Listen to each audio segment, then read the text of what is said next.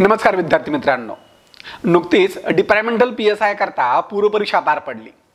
आयोगाकडनं first answer की देखील प्रसिद्ध केली आणि आता फर्स्ट आन्सर की नंतर दोन प्रश्न निर्माण झालेले आहेत की या मुख्य परीक्षेला पात्र ठरण्याकरता मेरिट किती लागेल आणि दुसरा प्रश्न मुख्य परीक्षेच्या अभ्यासाचं धोरण आणि नियोजन काय असावं आणि याच दोन प्रश्नांची उत्तरं शोधण्याकरता आपण हा आजचा व्हिडिओ टाकलेला आहे।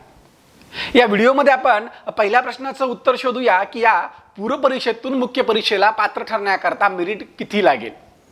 अतिशय महत्त्वाचा असणारा हा प्रश्न आहे आणि अतिशय वस्तुनिष्ठपणे आणि जे खरं आहे तेच माझा अंदाज या ठिकाणी मी व्यक्त करतोय। ह्या डिपार्टमेंटल PSIच्या मुख्य परीक्षेकरता एक ऑनलाईन बॅच देखील आपण सुरू केलेली आहे।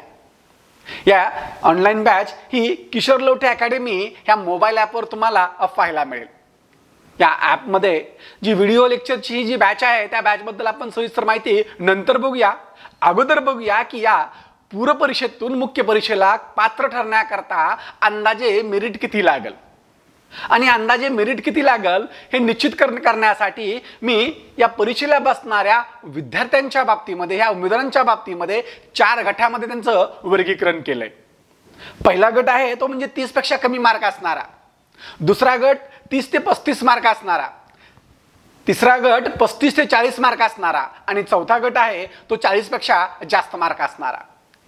आता विद्यार्थ्यांची विभागणी याच क्रमाने आपल्याला करता येईल आणि हे सगळं बघितल्यानंतर मला असं वैयक्तिकरित्या वाटतं की या पूर्व परीक्षेतून मुख्य परीक्षेला पात्र ठरण्याकरता मेरिट हे 35 ते 40 लागेल। शक्यतो 35 पेक्षा कमी येणार नाही आणि 40 पेक्षा जास्त होणार नाही। पाठीमागील वर्षी 41.50 इतकं मेरिट होतं, पण त्यावेळी असणाऱ्या जागांची संख्या ही 200च होती। 200 ते 250 जागा होत्या। यावर्षी ज्या जागा आहेत त्या जागांची संख्या ही 600 पेक्षा जास्त आहे। हा पहिला मुद्दा म्हणजे 2023च्या एक्झाम करता असणाऱ्या जागांची संख्या ही जास्त आहे। दुसरा मुद्दा की या परीक्षेकरता पूर्व परीक्षेकरता जो पेपर होता त्या पेपरची काठिण्य पातळी, ज्यांनी हा पेपर वाचलाय, दोन्ही पेपर ज्यांनी वाचलेले आहेत त्यांच्या बरोबर लक्षात येईल की पाठीमागील वर्षाच्या तुलनेमध्ये सन 2021च्या तुलनेमध्ये 2023चा पेपरची काठिण्य पातळी थोडीशी जास्तच होती। आणि तिसरा मुद्दा की पाठीमागील वर्षी जवळपास 37-38 हजार विद्यार्थ्यांनी उमेदवारांनी फॉर्म भरले होते। यावर्षी फॉर्म भरणाऱ्या उमेदवारांची संख्या ही 28 हजाराच्या आसपास आहे। म्हणजे संख्येनं 10,000 इतके फॉर्म कमी आलेले आहेत। हे 10,000 जर का पर्सेंटेजमध्ये व्यक्त केले तर जवळपास 25% पर्यंत ही संख्या जाते। म्हणजे 25% उमेदवार कमी झालेले आहेत। म्हणून या 3 गोष्टींचा विचार केला। कोणकोणत्या 3 गोष्टी? एक, जागांची संख्या, दुसरं पेपरची काठिण्य पातळी आणि तिसरं उमेदवारांची संख्या। ह्या 3 गोष्टींचा विचार करता 2021ला जे 41.50 इतकं मेरिट लागलं होतं त्या तुलनेपेक्षा, त्या मार्कांच्या पेक्षा यावर्षी 2023ला जे मेरिट लागेल ते 35 ते 40 असेल। आणि माझं वैयक्तिक मत आहे की हे मेरिट हे 37 ते 39 या दरम्यानच असेल। 37, 38 आणि 39 हे 3 अंक मी माझ्या वैयक्तिकरित्या विचारात घेतलेत। फक्त ढोबळमानानं हे 35 ते 40 मार्क सांगितलेले आहेत। आता या मार्कांचे जे गट केलेले आहेत त्या प्रत्येक गटातील ज्या उमेदवारांनी पुढे काय करावं हे आपण निश्चित करूया। याबाबत थोडंसं मी बोलणार आहे की ज्यांना या गटाप्रमाणे मार्क पडलेले असतील त्या प्रवर्गातील त्या गटातील उमेदवारांनी आता पुढे काय करावं। साहजिकच आहे की ज्यांना 30 पेक्षा कमी मार्क आहेत ते कुठल्याही परिस्थितीमध्ये पास होतील असं मला तरी वाटत नाही। ज्यांना असं वाटतं की मी पुढच्या वर्षीच्या एक्झामची तयारी म्हणून आतापासूनच मुख्य परीक्षेचा अभ्यास करतो तर त्यांनी मुख्य परीक्षेचा अभ्यास करायला काय हरकत नाही, पण यावर्षी मात्र त्यांचा रिझल्ट येणं अपेक्षित नाही। जर का फार मोठी गोष्ट घडली, कदाचित पूर्व परीक्षेतून मुख्य परीक्षांना सर्वांना संधी देणं, असं घडलंय कधी? हो, यापूर्वी 1999च्या परीक्षेमध्ये असं घडलं। त्या परीक्षेत तर ही सर्वसाधारण PSI ESOची एक्झाम होती, डिपार्टमेंटलची एक्झाम नव्हती। या 1999च्या परीक्षेमध्ये 14 प्रश्नांच्यावर आक्षेप घेण्यात आला होता आणि त्या 14 प्रश्न चुकीच्या असल्याच्या कारणावरनं पूर्व परीक्षेतून मुख्य परीक्षांना सर्वांना संधी दिली होती, पण या 2023च्या डिपार्टमेंटलच्या एक्झाममध्ये असं काही घडेल अशी कुठलीही शाश्वती शक्यता मला तरी वाटत नाही. म्हणून ज्यांना असं वाटतं की ज्यांना 30 पेक्षा कमी मार्क आहेत आणि पुढच्या वर्षीच्या एक्झामची तयारी म्हणून मी आतापासून मुख्य परीक्षा अभ्यास करतो, त्यांनीच मुख्य परीक्षेची तयारी करावी. अदरवाईज ज्यांना 30 पेक्षा मार्क कमी आहेत त्यांनी पास होण्याची अपेक्षा सोडून द्यावी. दुसरा गट आहे तो 30 ते 34 मार्कांचा किंवा 30 ते 35 मार्कांचा. आता या 30 ते 35 मार्क ज्यांना आहेत त्यांच्या बाबतीत काय घडतंय की जर का अंतिम की मध्ये म्हणजे फायनल आन्सर की मध्ये तुमचे मार्क वाढणार असतील, 38-39 दिशेने तुमचे मार्क जाऊ शकतात असं ज्यांना वाटतंय त्यांनी अभ्यास करायला काही हरकत नाही. ज्यांना असं वाटतंय की फायनल की मध्ये माझे मार्क वाढू शकतात आणि मार्क वाढले तर मी जे मेरिट लागेल त्या मेरिट पर्यंत पोहोचू शकतो असं ज्यांना वाटतंय, किंवा ज्यांना असं वाटतंय की पुढच्या वर्षीच्या एक्झामची तयारी मी आत्ताच करतो, मी आता पास होतोय की नापास होतोय याचं मला काही देणं घेणं नाही आहे, पुढच्या वर्षीची तयारी मी करतो असं ज्यांना वाटतंय, अशा 30 ते 35 मार्क असणाऱ्यांनी मुख्य परीक्षेचा अभ्यास करावा. आणि जर का त्यांना ह्या दोनपैकी कोणतीही शक्यता त्यांना वाटत नसेल, मार्क वाढण्याची शक्यता वाटत नाही आणि पुढच्या वर्षीच्या एक्झामची तयारी करावी असंही ज्याला वाटत नाही, त्यांनी काय करण्याची गरज नाही, अदर एक्झाम करा किंवा आपापली नोकरी करा.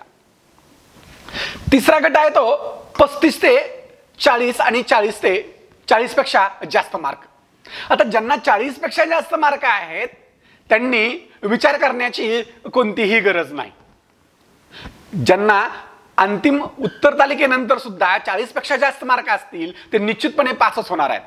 म्हणून त्यांनी आत्तापासूनच पूर्ण उत्साहाने आणि जोमानं मुख्य परीक्षा तयारीला लागलं पाहिजे. पूर्व परीक्षेला माझे इतके मार्क आले, माझा अभ्यास खूप चांगला आहे या आविर्भावात राहण्याची आवश्यकता नाही. पूर्व परीक्षेचे मार्क हे अंतिम निवडी करता विचारात घेतले जात नाहीत. तुम्ही पूर्व परीक्षेतून मुख्य परीक्षेला पात्र आहात किंवा नाही हे ठरवण्याकरताच फक्त हे मार्क विचारात घेतले जातील. म्हणजे पूर्व परीक्षा पास किंवा नापास एवढ्याकरताच हे मार्क विचारात घेतले जात आहेत. म्हणून पूर्व परीक्षेत जरी चांगला स्कोर असला तरी तो स्कोर विसरून जावा आता आणि मुख्य परीक्षेमध्ये जास्तीत जास्त मार्क मिळवण्यासाठी आता अभ्यासाला सुरुवात केली पाहिजे. आता सगळ्यात मोठा प्रश्न आहे तो या 35 ते 40 मार्क असणाऱ्यांच्या बाबतीमध्ये. काय करावं, अभ्यास करावा की नको? बहुतांश लोक मेरिट सांगतात 35 ते 40च लागेल, पण 35 ते 40 लागेल, मला 36च मार्क आहेत, मी करू की नको? कोण म्हणतं 37, कोण म्हणतं 38, कोण म्हणतं 39. मग आता ज्यांना 35 किंवा 36 मार्क आहेत किंवा ज्यांना 34 मार्क आहेत, हे 3 मार्कांचा डिफरन्स असणारे लोक इथं 35 ऐवजी 34 असं म्हटलं तरी काय हरकत नाही.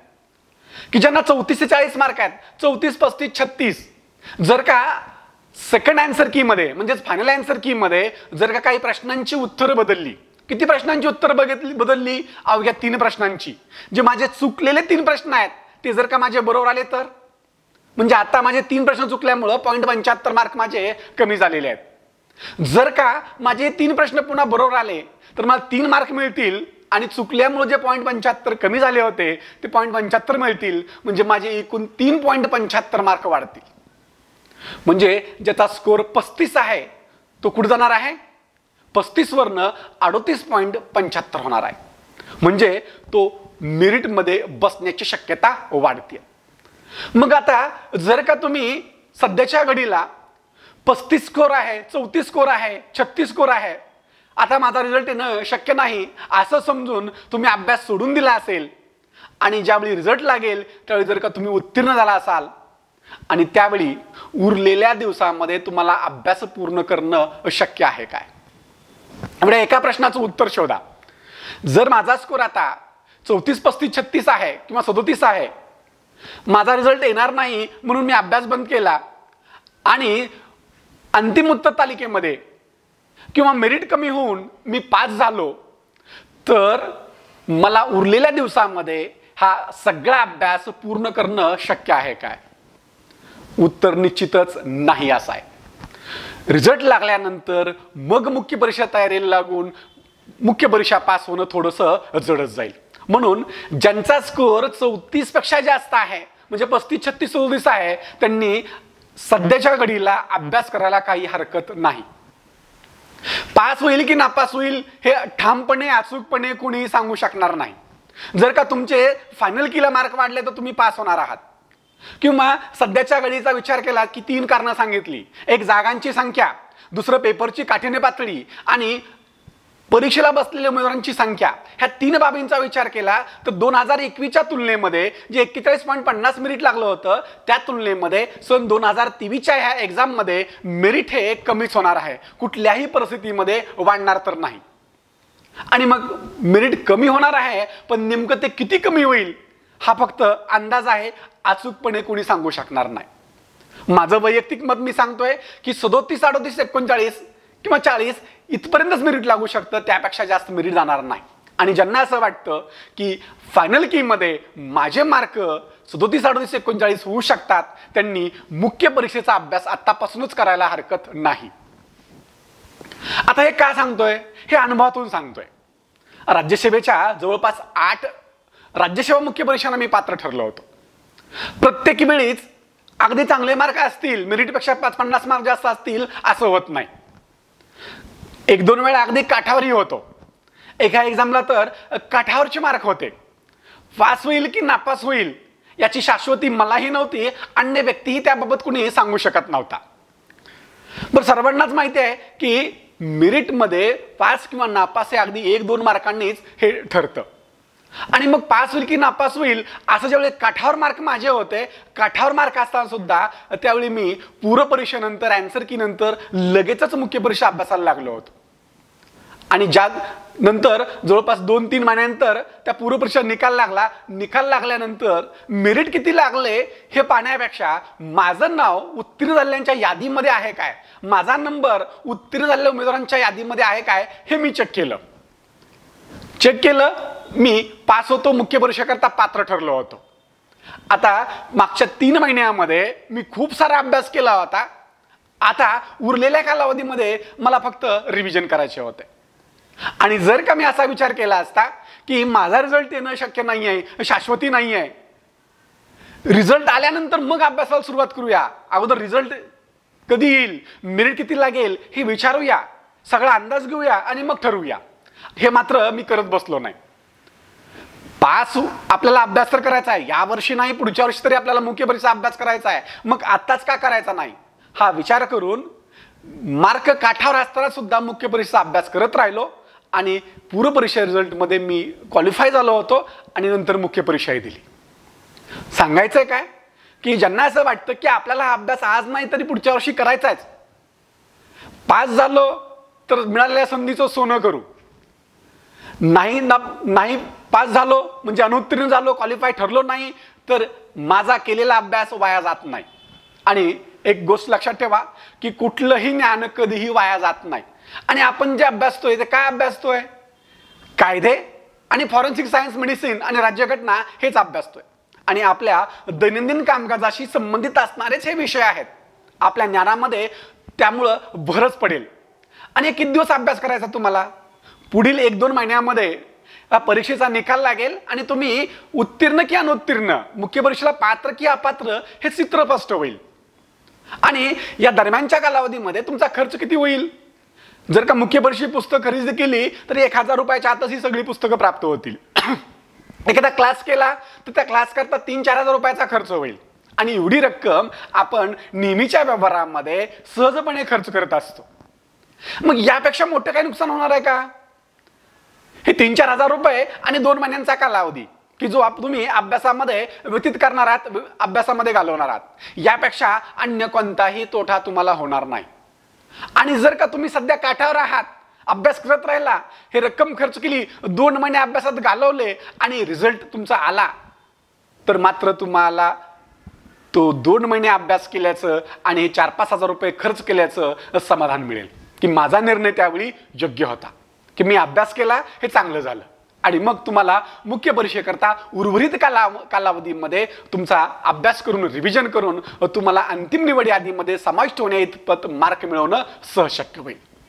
आणि जर का रिझल्ट लागेपर्यंत मला 34, 35, 36, 37 मार्क आहेत मी रिझल्ट लागल्यानंतर मग मुख्य परीक्षेच्या अभ्यासाची तयारी सुरू करतो, असं जर का कोणी विचार करत असेल तर तो मात्र चुकीचा ठरेल. जर अभ्यास केला तर तुम्हाला नुकसान काय होणार आहे ते सांगितलं, फायदा काय होईल तेही सांगतोय. नुकसान काय होणार आहे तुमचं, फार तर 4,000 रुपये वाया जातील, फार तर 5,000 रुपये वाया जातील आणि 2 महिन्यांचा वेळ अभ्यासामध्ये जाईल.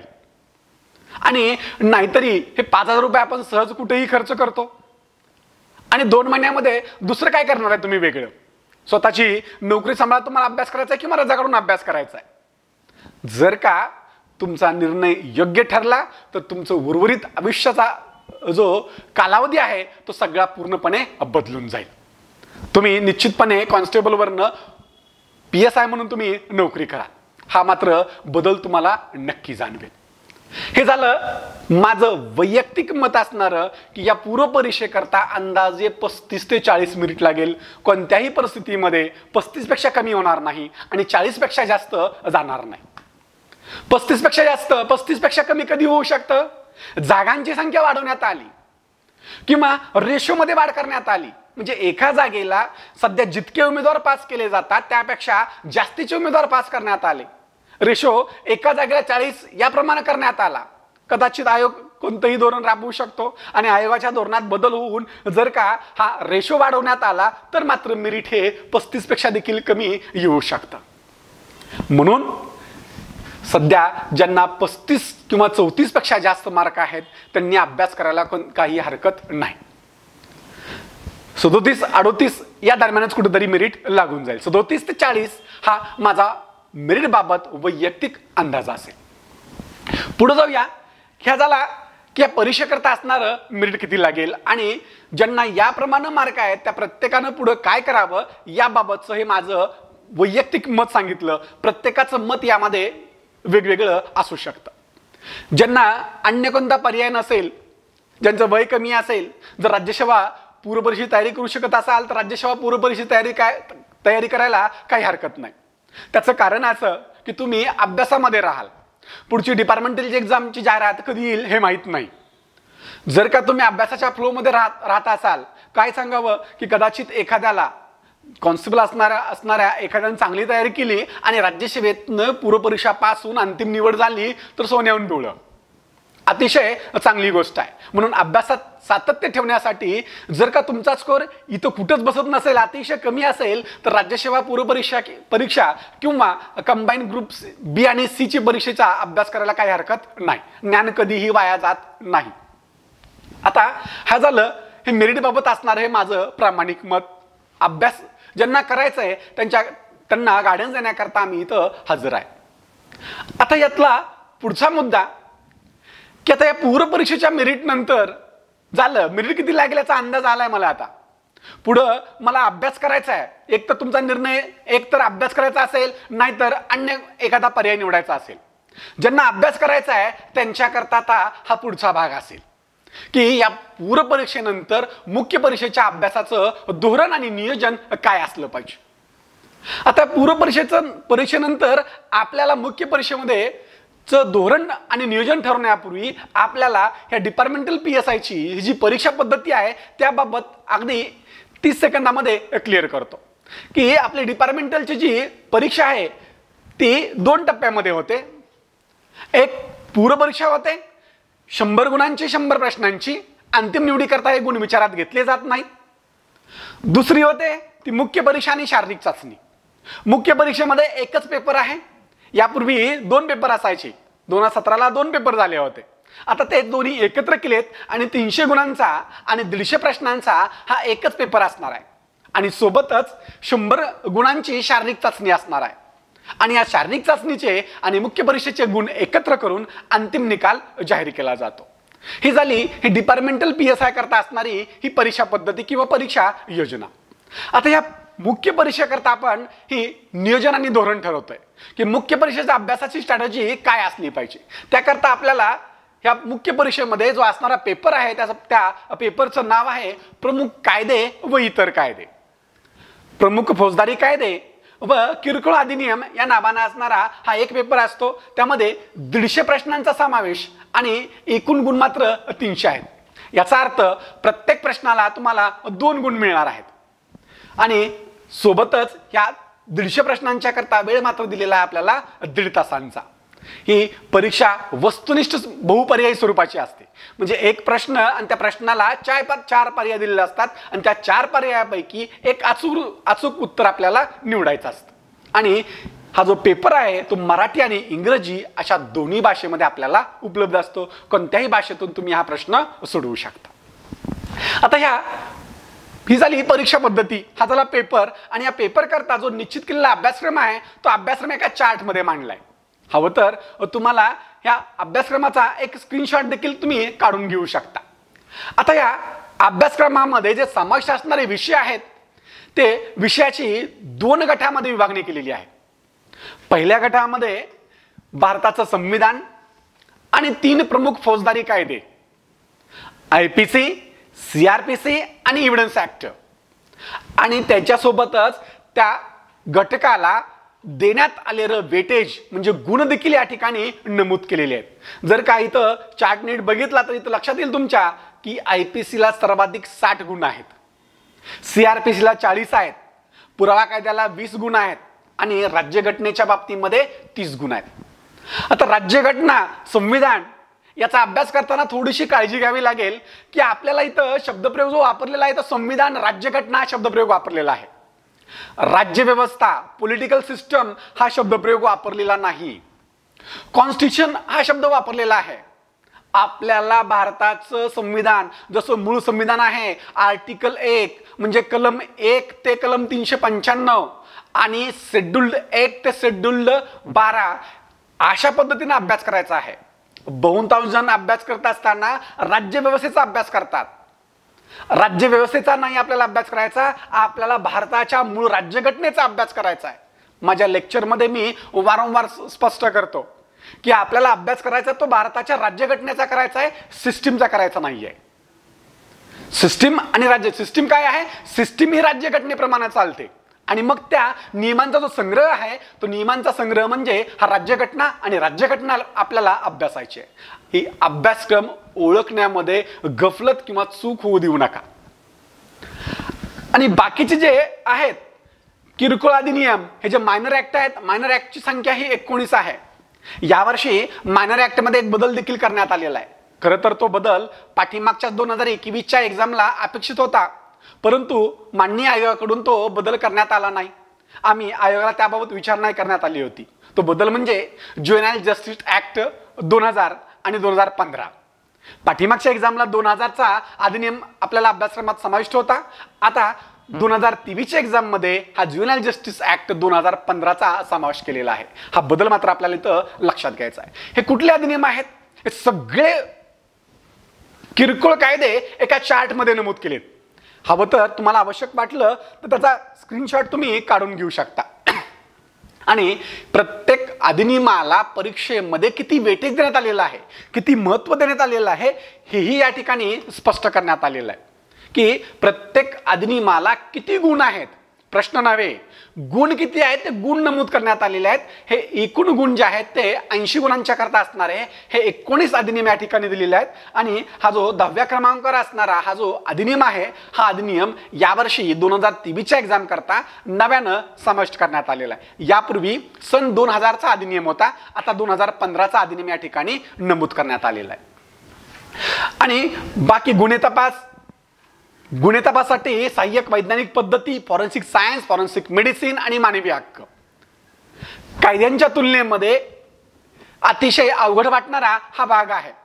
यावर्षीच्या आपल्या डिपार्टमेंटल PSIच्या बॅचमध्ये हा सगळा भाग फॉरेन्सिक सायन्स आणि मेडिसिन मी स्वतःच शिकवतोय. त्यामुळं या घटकावर असणारे मार्क जातील असा अजिबात विचार करू नका. सगळे मार्क तुम्हाला या ठिकाणी चांगल्या रीतीनं मिळालेच पाहिजे. आपण हा अभ्यासक्रम बघितला, थोडक्यामध्ये आपण हा अभ्यासक्रमाचा चार्ट बघितलाय आणि या प्रत्येक घटकाला परीक्षेमध्ये किती महत्त्व आहे म्हणजे किती गुण आहेत ते आपण समजावून घेतलं. आता या अभ्यासाची स्ट्रॅटेजी आपली काय असली पाहिजे ते आपण ठरवूया की माझं मुख्य परीक्षेच्या अभ्यासाचं धोरण कसं असलं पाहिजे. आणि हे धोरण ठरत असताना मला 4 शब्द आठवतात.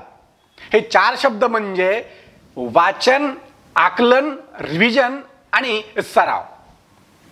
वाचन, मला जो परीक्षेकरता नेमून देण्यात आलेला अभ्यासक्रम आहे तो त्या अभ्यासक्रमाचं मी वाचन केलं पाहिजे आणि तो अभ्यासक्रम, तो सगळा कंटेंट मला समजला पाहिजे, म्हणजे मला त्याचं आकलन झालं पाहिजे. वाचन आणि आकलन ह्या दोन गोष्टी अतिशय महत्त्वाच्या आहेत. सुरुवातीला तुम्हाला हा जो अभ्यासक्रम आहे हा अभ्यासक्रम वाचायला वेळ लागेल, पानं लवकर संपणार नाहीत. माझं 2 दिवस झालं वाचतोय, अमुक घटक संपला नाही, माझा सगळा अभ्यासक्रम कधी वाचून होईल, हा प्रश्न पहिल्या रिडिंगच्या वेळी येतो. जसं जसं तुमची रिडिंग वाढतात तसं तसा तुमचा हा कालावधी कमी होत जातो. पहिल्या रिडिंग करता, पहिल्या वाचनाकरता तुम्हाला वेळ लागेल, बहुतांश गोष्टी समजणार नाहीत आणि ज्या गोष्टी तुम्हाला समजत नाहीत त्या गोष्टी तुम्ही व्हिडिओ लेक्चरच्या माध्यमातून समजावून घेऊ शकता. आणि हे आकलन होण्याकरता तुम्हाला व्हिडिओ लेक्चर्स आम्ही उपलब्ध करून देतोय. चांगल्या रीतीनं हे आकलन झालं पाहिजे, चांगलं समजलं पाहिजे. चांगलं समजलं तरच लक्षात राहील. पाठांतरावर जास्त भर नसावा, समजून घेण्यावर जास्त भर असला पाहिजे. आपल्याला पाठ काय करायचे, काही विशिष्ट कलम आणि विशिष्ट शिक्षा आपल्याला पाठ करायचे आहेत, त्या वारंवारपणे रिव्हिजन करूनच पाठ झाल्या पाहिजे. त्याला दुसरा कोणताही मार्ग नाही. आणि या शॉर्ट ट्रिकच्या अजिबात नादी लागू नका. इतक्या शॉर्ट ट्रिक तयार होतात की मग कोणती शॉर्ट ट्रिक कशाची हे लवकर लक्षात राहत नाही. आणि असं जर का शॉर्ट ट्रिक करून कोणी पास होत असेल तर मग सगळेच शॉर्ट ट्रिकवाले पास झाले असते. तुमच्या अभ्यासासोबतच मग काही गोष्टींच्या करता, काही मोजक्या गोष्टींच्या करता ह्या शॉर्ट ट्रिक तुम्हाला कामाला येऊ शकतात, सगळ्याच बाबतीत मात्र नव्हे. आणि आता बघा, वाचन आणि आकलन हे दोन गोष्टी झाल्या. वाचनाकरता तुम्हाला माझंच एक पुस्तक तुम्हाला उपलब्ध करून देतोय मी. डिपार्टमेंटल PSIच्या मुख्य परीक्षेकरता संपूर्ण अभ्यासक्रम समावेश असणारं हे एकमेव पुस्तक आहे की ज्यामध्ये राज्यघटना, प्रमुख फौजदारी कायदे, किरकोळ कायदे, फॉरेन्सिक सायन्स, फॉरेन्सिक मेडिसिन, मानवी हक्क अशा सगळ्या बाबींचा समावेश आहे.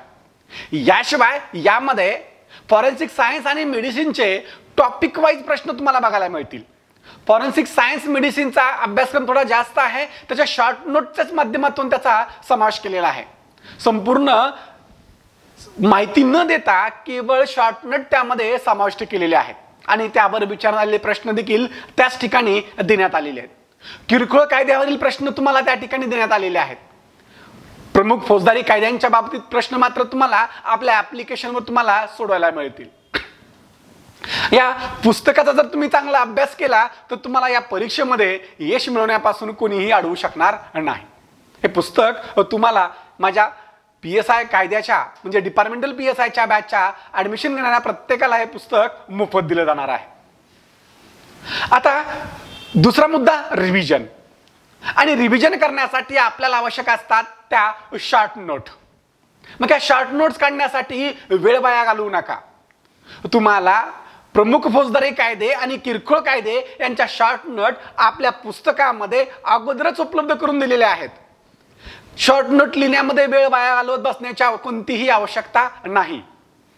शॉर्ट नोट केवळ सरावाकरता म्हणून तुम्ही लिहित बसा की वाचनाकरता म्हणून शॉर्ट नोट लिहू नका. तुम्हाला रेडीमेड ह्या शॉर्ट नोट दिलेल्या आहेत, तुम्हाला आवश्यक वाटलं तर त्यामध्ये व्हॅल्यू ॲडिशन करू शकता. आणि याशिवाय रिव्हिजन करण्यासाठी आपल्या ऑनलाईन बॅचमध्ये रिव्हिजन करता व्हिडिओ लेक्चर देखील टाकण्यात आलेले आहेत की जेणेकरून अतिशय कमी वेळामध्ये हा डिपार्टमेंटल PSIचा हा अभ्यासक्रम तुम्हाला व्हिडिओ लेक्चरच्या द्वारे रिवाइज करता येतो. म्हणजे रिव्हिजन देखील आवश्यक आहे आणि सराव. आणि सरावाकरता मग दोन बाबी आपल्याला उपलब्ध असतील. कोणकोणत्या दोन बाबी सरावाकरता? एक, प्रिव्हियस इयरच्या क्वेश्चन पेपरमधील प्रश्न, म्हणजे त्याला आपण PYQ असं म्हणतो. हे प्रिव्हियस इयरचे क्वेश्चन्स तुम्ही टॉपिक वाईज सोडवा. म्हणजे IPCचा अभ्यास करताय तर त्याच दिवशी किंवा IPCचा अभ्यास करून संपल्यानंतर पाठीमागील वर्षाच्या प्रश्नपत्रिकेमध्ये भारतीय दंड संहितेवर विचारण्यात आलेले सगळे प्रश्न एकदा सोडवून काढा. CRPC वाचताय तर CRPC वाचत असताना किंवा वाचून झाल्यानंतर CRPC वर विचार झालेले सगळे प्रश्न एकदम सोडवा. त्यामुळे काय होईल, फायदा काय होईल की जो कायदा तुम्ही अभ्यासताय, जो टॉपिक तुम्ही अभ्यासताय, त्या टॉपिकवरचे जर का प्रश्न तुम्ही सोडवले तर तुमच्या लक्षात येईल की एखाद्या घटकावर मी जे वाचन करतोय ते योग्य रीतीने वाचन करतोय की नाही हे तुमच्या लक्षात येईल. आणि सोबतच एमपीएससी कडून प्रश्न विचारण्यासाठी कोणत्या प्रकारची माहिती त्या ठिकाणी विचारली जाते हे देखील लक्षात येईल. म्हणजे प्रश्नांचा रोख आणि प्रश्नांचा कल तुमच्या लक्षात येईल आणि मग त्या प्रश्नांच्या रोखानुसार किंवा प्रश्नांच्या कलानुसार मग तुम्हाला तुमच्या अभ्यास पद्धतीमध्ये बदल करता येईल. म्हणून प्रिव्हियस इयर क्वेश्चन प्रश्नपत्रिकेमधील प्रश्न हे तुमचा अभ्यास करत असताना टॉपिकनुसारच सोडवा. एकदम सोडवण्याचा शक्यतो सुरुवातीला प्रयत्न नसावा. एकदम कधी सोडवायचे?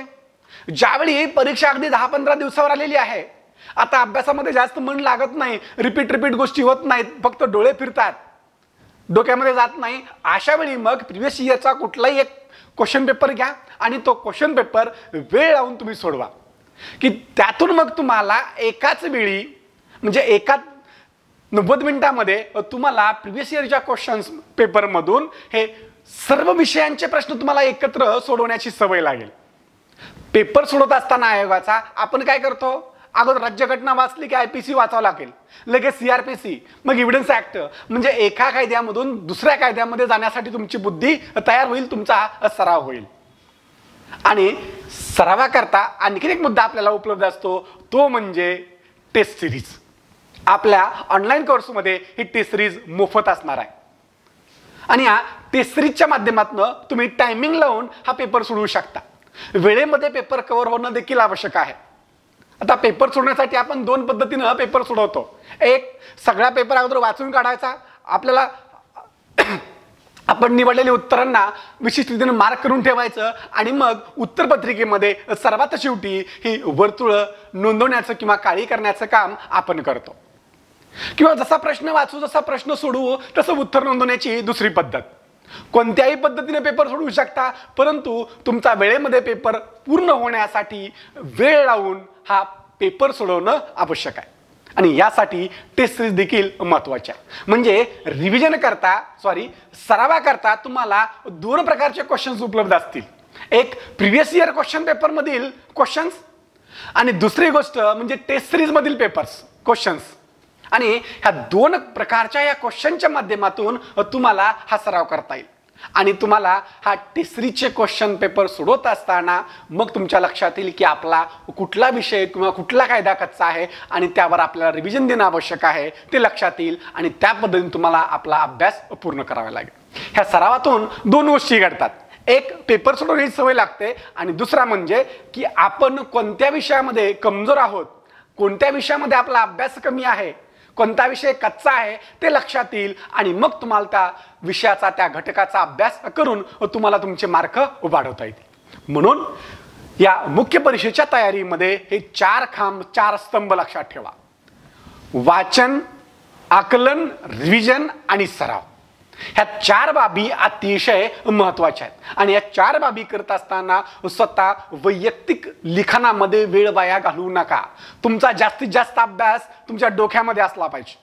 याकरता तुम्ही जास्तीत जास्त व्हिडिओ पाहणे, रीडिंग करणे, रिव्हिजन करणे आणि ह्या ऑब्जेक्टिव्ह क्वेश्चनचा सराव करणे, ह्या 4 मार्गांचा वापर केला तर येणाऱ्या या डिपार्टमेंटल PSIच्या मुख्य परीक्षेमध्ये तुम्हाला निश्चितपणे यश मिळेल.